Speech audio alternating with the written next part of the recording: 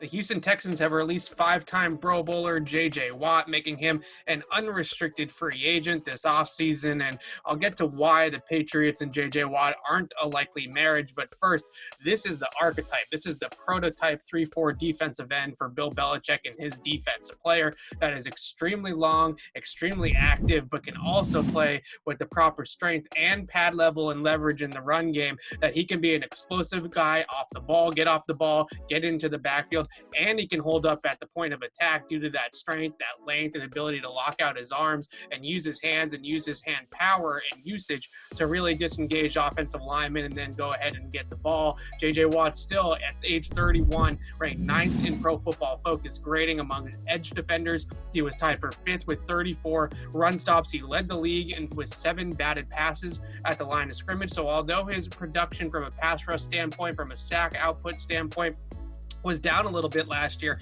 this is still a really effective player when he is out on the field. And again, that combination of being that flexible at that size and being able to hold up at the point of attack against the run and sit in the gap or take on a combination block or hold up against the double team, and then also shoot a gap or rush the passer or effectively get off the ball and explode into the backfield.